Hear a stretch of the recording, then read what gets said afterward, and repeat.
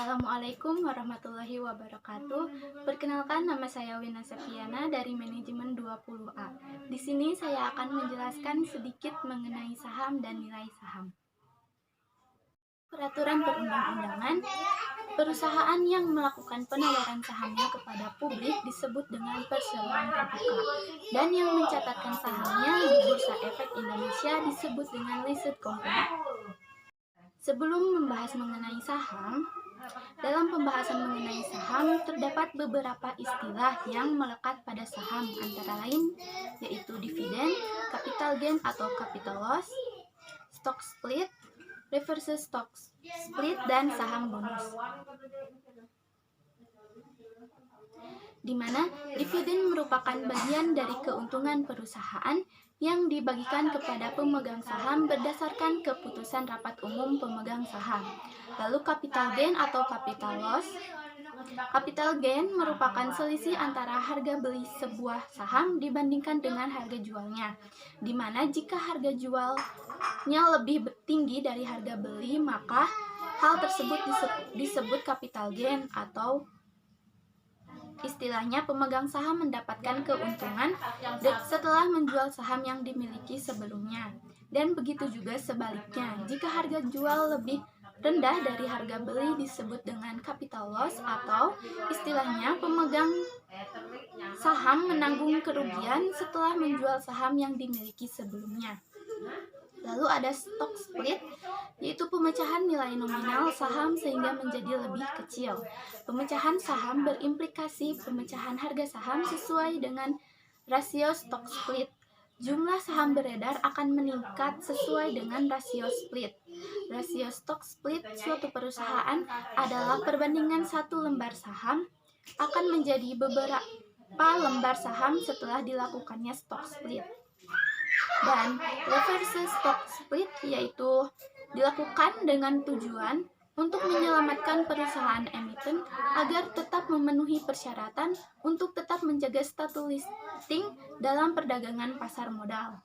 Dan yang terakhir yaitu saham bonus, adalah saham yang dibagikan secara cuma-cuma kepada pemegang saham berdasarkan jumlah saham yang dimiliki, dan wajib menyampaikan informasi mengenai pembagian saham bonus kepada otoritas jasa keuangan paling lambat bersamaan dengan pemberitahuan RUPS yang dibagikan secara proporsional kepada pemegang saham. Dan jumlah saham yang beredar dengan adanya saham bonus akan bertambah. Selanjutnya yaitu ada dividen saham. Dividen saham adalah dividen yang diberikan kepada pemegang saham dalam bentuk sejumlah saham, sehingga jumlah saham yang dimiliki seorang pemodal akan bertambah dengan adanya pembagian dividen saham tersebut. Beda antara saham bonus dan dividen saham yang signifikan adalah dari alokasinya, di mana saham bonus dari agro saham, sedangkan dividen bonus dari laba perusahaan, sedangkan yang lainnya relatif sama.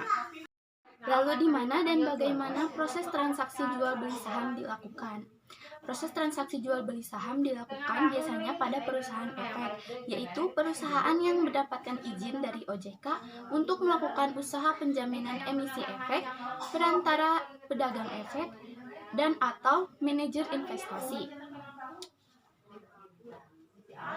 Berikut ini akan dijelaskan mengenai jenis-jenis pasar yang terkait dengan transaksi saham, yaitu ada pasar perdana, pasar sekunder, pasar tunai, pasar reguler, dan pasar negosiasi.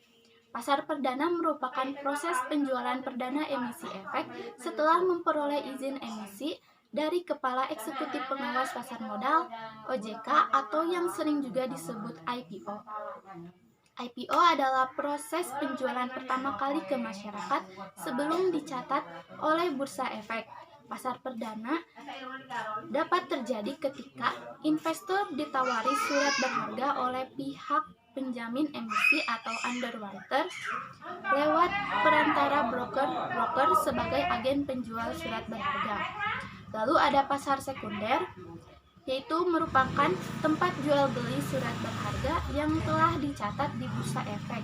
Jenis pasar ini hadir sebagai bentuk kelanjutan dari Pasar perdana. Dalam pasar sekunder, investor diperkenankan untuk membeli atau menjual saham yang telah tercatat di bursa.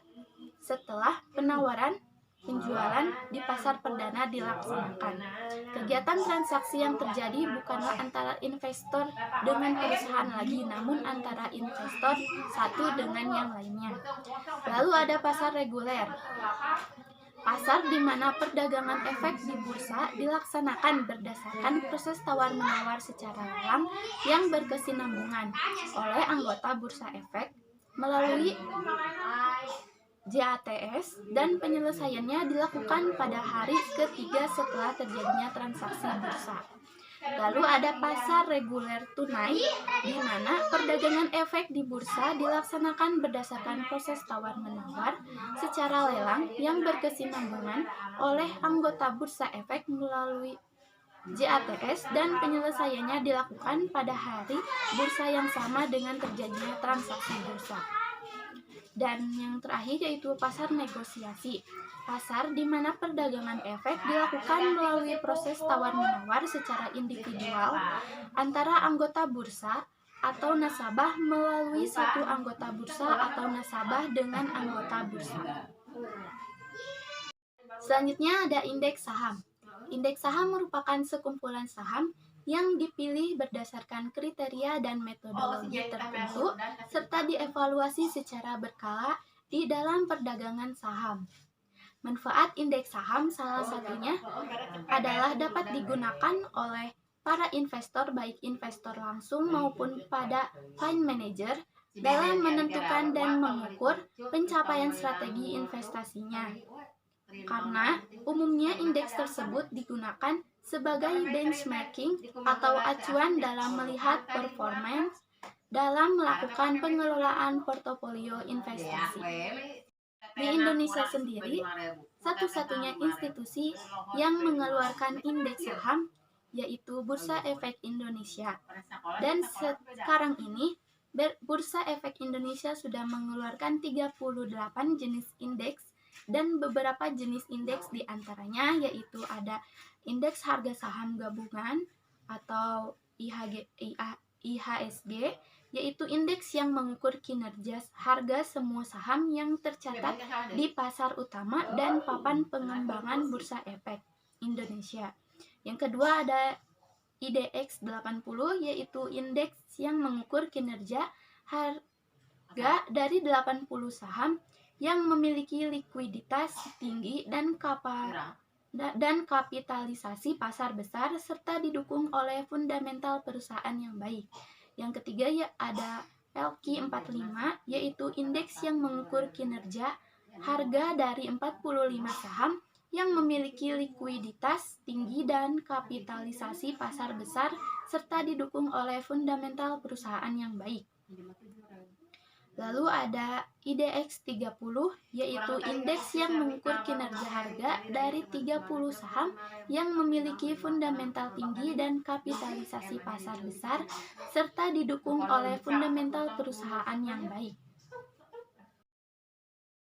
Dalam perdagangan di bursa, ada beberapa istilah yang perlu dipahami karena bisa menjadi salah satu pertimbangan ketika melakukan pemilihan saham. Adapun istilah-istilah tersebut, yang pertama ada Unusual Market Activity atau UMA, yaitu salah satu pengumuman yang dikeluarkan oleh Bursa Efek Indonesia di mana aktivitas perdagangan dan atau pergerakan harga suatu efek menurut penilaian bursa dapat berpotensi mengganggu terselenggaranya perdagangan efek yang teratur, wajar, dan efisien. Lalu ada suspensi saham, yaitu salah satu pengumuman dan tindakan yang dilakukan oleh Bursa Efek Indonesia di mana melakukan penghentian sementara perdagangan suatu efek baik di pasar reguler atau di pasar tunai atau kedua-duanya. Sehingga jika suatu saham disuspend oleh bursa, maka investor yang mempunyai saham dalam kondisi suspend tidak dapat memperjualbelikan sahamnya sampai adanya pengumuman pembukaan suspend oleh bursa. Yang ketiga ada pembukaan suspend saham. yaitu salah satu pengumuman dan tindakan yang dilakukan oleh Bursa Efek Indonesia di mana bursa mengumumkan pembukaan suspens atas saham yang sebelumnya pernah dilakukan suspend. Lalu ada pencatatan saham atau listing, yaitu proses pencantuman suatu efek dalam daftar efek yang tercatat di bursa sehingga dapat diperdagangkan di bursa. Lalu ada penghapusan pencatatan atau delisting, yaitu penghapusan efek dari daftar efek yang tercatat di bursa sehingga efek tersebut tidak dapat diperdagangkan di bursa.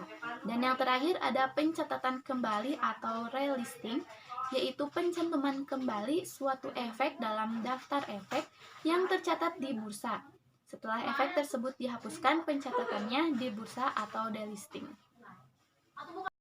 Lalu bagaimana cara kita melihat dan mengetahui harga suatu saham? Supaya kita dapat memperoleh informasi apakah harga suatu saham tersebut dalam overvalue atau undervalue. Overvalue sering juga diartikan bahwa harga saham sudah kemahalan sehingga ada potensi untuk turun.